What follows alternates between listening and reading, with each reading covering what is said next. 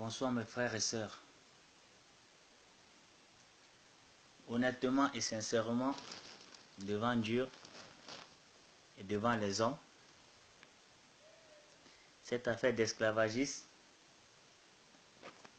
beaucoup ignorent ce qui se passe en Libye. Mais je suis surpris de voir qu'il y a tant de manifestations sur les réseaux sociaux. Beaucoup nos frères, nos grands frères, Alpha Blondy, etc., de Claudissa qui nous soutiennent, qui font le combat pour nous. Sincèrement, je suis vraiment content pour une telle mobilisation aux côtés de Paris. Et j'interpelle les immigrés de l'Italie, les concernés eux-mêmes. Beaucoup d'immigrés ont la langue fermée, la bouche fermée aussi. Ils ne veulent pas le parler.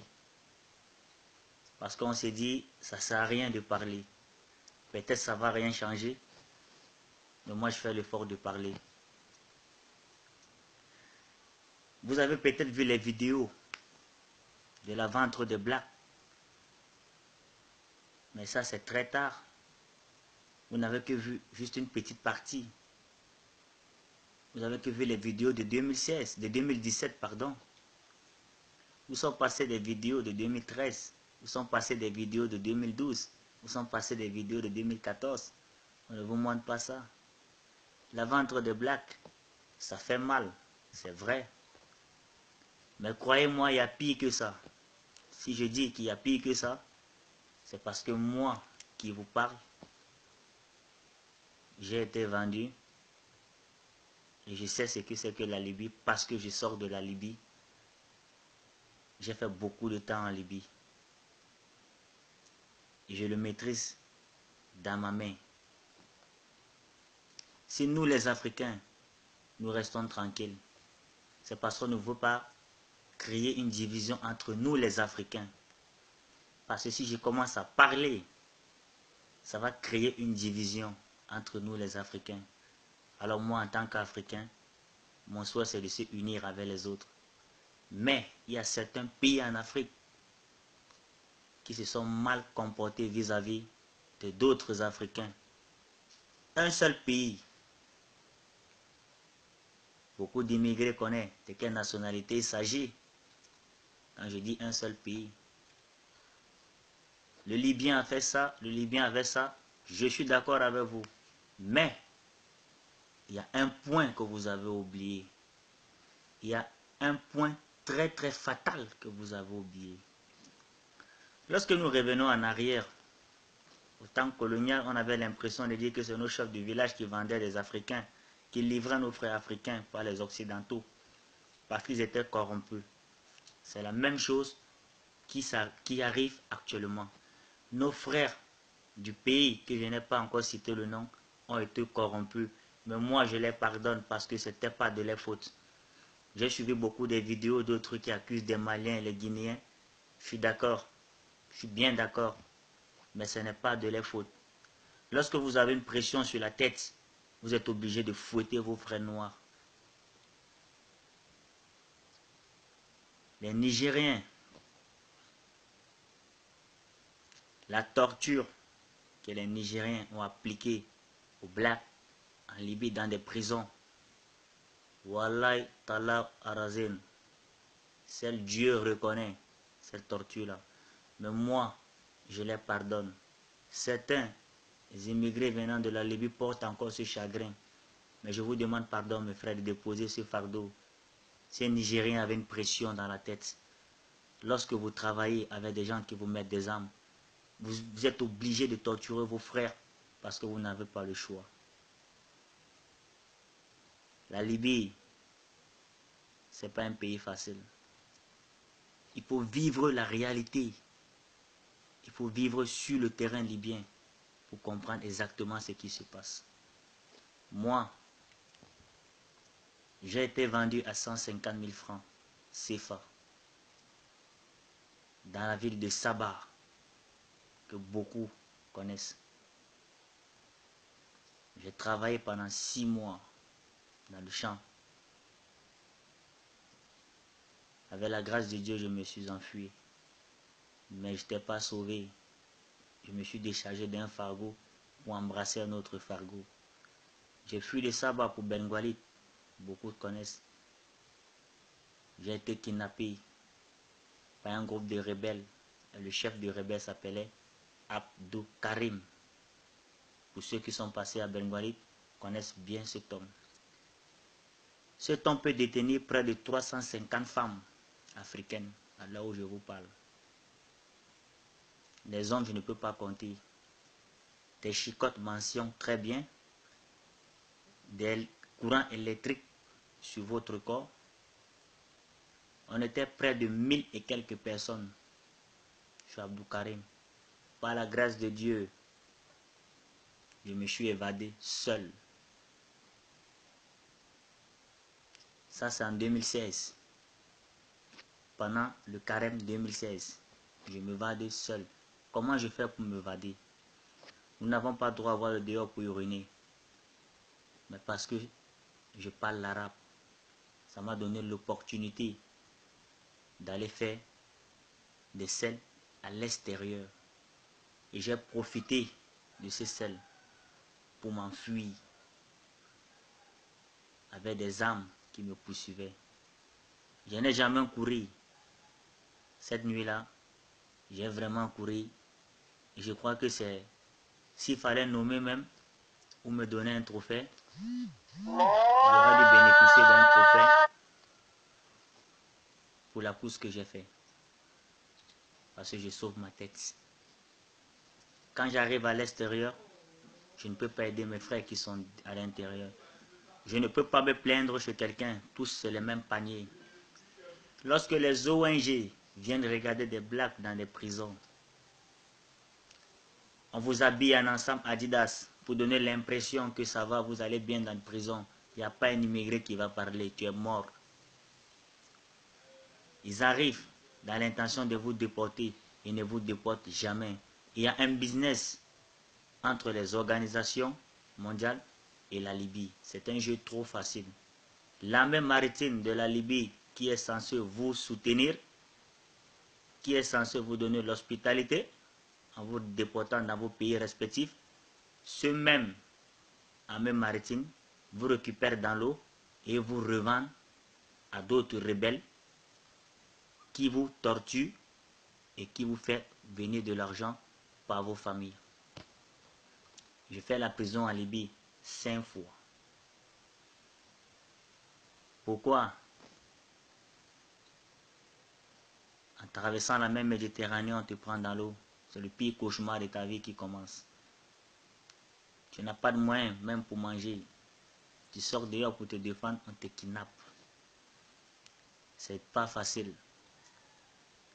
Alors s'il faut commencer à citer les nationalités en Libye qui ont fatigué les Noirs, précisément comme moi, on ne peut pas s'entendre. Mais cette Noir-là, ils ont été utilisés par la barbarie libyenne avec des armes. C'est le seul pays au monde que moi j'ai vu. Il y a le marché des armes. Chaque vendredi, dans les carrefours, on vend des kalachnikovs à 150 dinars. C'est en Libye. Les jeunes filles, si vous voyez nos sœurs en Libye, la manière dont on torture les sœurs. Avec la prison des Rastas, on vous déshabille, vous les hommes. On te demande, toi, un homme, de coucher ton frère, ton pote, que tu manges avec lui, tu dois le coucher. Si tu ne le fais pas, mon frère, tu n'as plus de jambes. Casse tes pieds avec des armes. Le chef d'État africain, vous restez tranquille, la bouche fermée. La petite vidéo, rien que la petite vidéo que vous avez vue, qui fait mal, qui me fait mal, a fait flipper déjà le monde. Si on vous montre la réalité normale, ça risque de déclencher la 3e guerre mondiale. Mais nous n'avons pas de téléphone en ce moment pour filmer tout ce qui se passe. Il y a pire que vendre les blacks en Libye. Il y a plus que ça. Il y a pire plus que ça. Quand je dis pire, croyez-moi, je vais faire la Libye, de l'entrée jusqu'à la sortie. L'un n'est plus à l'amusement, il n'y a même pas une seconde à perdre. Les Libyens ont des prisons privées. Ça veut dire chaque Libyen, il a conçu sa prison privée. Il peut attraper 15 ou 20 ou 40 blacks, ça dépend de la dimension de sa maison, de la prison qu'il a conçue, et vous enferme, vous contrôlez l'agent. On ne parle pas de ces prisons-là. On ne parle pas de ceux qui sont kidnappés dans les prisons privées. Les prisons d'État libyens que les unions européennes financent pour arrêter la fuite immigratoire, ceux mêmes gens qui attrapent des blacks dans la même Méditerranée, les revendent aux rebelles, les soumis à l'esclavage, comme vous avez vu, les fait travailler dur. Où on va? Où est-ce qu'on s'en va? Nous avons quitté nos pays respectifs parce que nos chefs d'État ne font rien. Ils sont venus en Europe. Tu arrives en Europe, c'est la merde. On te demande de rentrer chez toi, on n'a pas besoin de vous ici.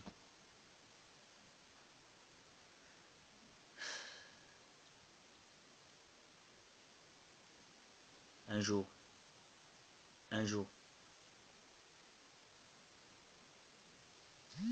aura notre revanche. Mais moi je dis, le jour où j'aurai l'occasion de rencontrer un Libyen, que ce soit en Italie, que ce soit dans n'importe quel pays, ce jour-là, lui ou moi, on va s'avancer dans un autre monde. Lui ou moi, on va s'avancer quoi. Beaucoup des Africains sont morts. Quand les Africains meurent dans l'eau, quand les cadavres sortent au niveau de Zouara, où je vivais, dans la ville où j'étais, il n'y a personne qui filme ça. Je vais vous donner un exemple très simple. Lorsqu'on lance, il y a lancement peut-être 15 ou 20 convois dans la Méditerranée. Il y a peut-être 7 bateaux qui arrivent. Où sont passés le reste des bateaux? Tous sont noyés. Un Zodiac contient 120 immigrés à l'intérieur. Imaginez-vous si on a lancé 15 et que c'est 7 qui arrivent. On a 8 Zodiacs qui sont noyés dans l'eau. Quand vous faites 8 fois 120, vous voyez le nombre de personnes qui sont mortes. Vous savez comment ça se passe? Il n'y a pas un cimetière des blacks en Libye, on ne vous a jamais dit ça. Vous n'avez jamais posé la question de savoir où sont passés les cadavres des Africains qui sont restés dans la Méditerranée. Vous n'avez jamais compris le système. On récupère les blacks qui sont morts, ça fait tout un tas de cadavres. On va creuser un grand trou. On verse les cadavres à l'intérieur. On ne verse pas la terre, attention. On donne l'impression aux Africains qu'on les a enterrés, mais non, c'est pas fini ça. Le trafic des organes commence.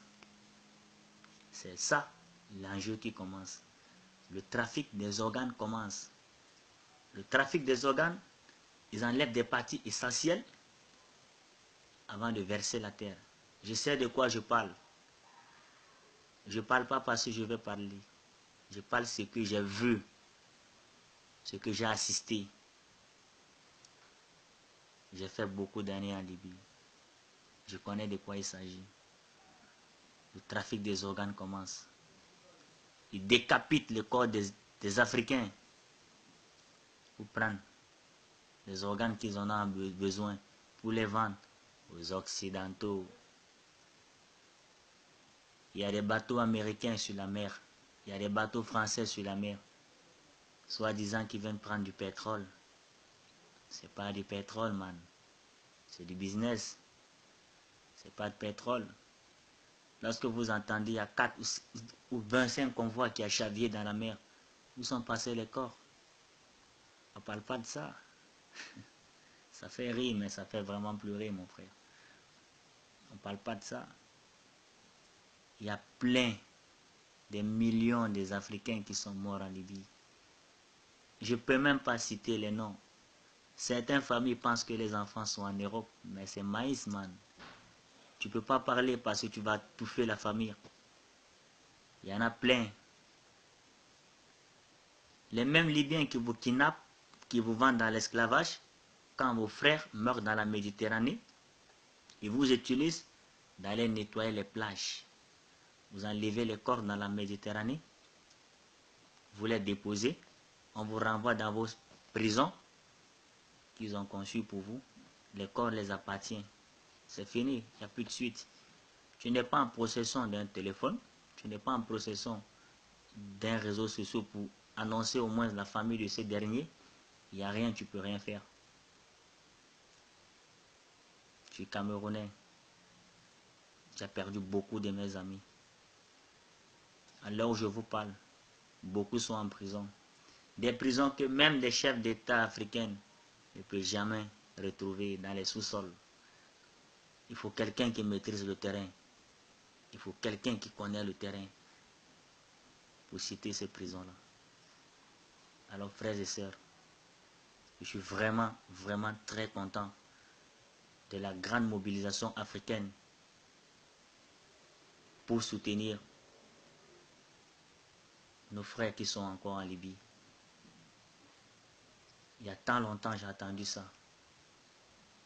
Mais je crois qu'il y a beaucoup à dire. S'il fallait faire un livre, je crois que le livre, je veux m'arranger à le faire aussi. Il y a trop d'histoires à raconter pour la Libye. Parce que je suis resté longtemps. Je sais de quoi il s'agit. Je sais de quoi je suis en train de parler. Je ne peux plus pleurer, man. Grand frère, grande sœur, frères et sœurs, petits frères. Je ne peux plus pleurer. Je suis fatigué de pleurer.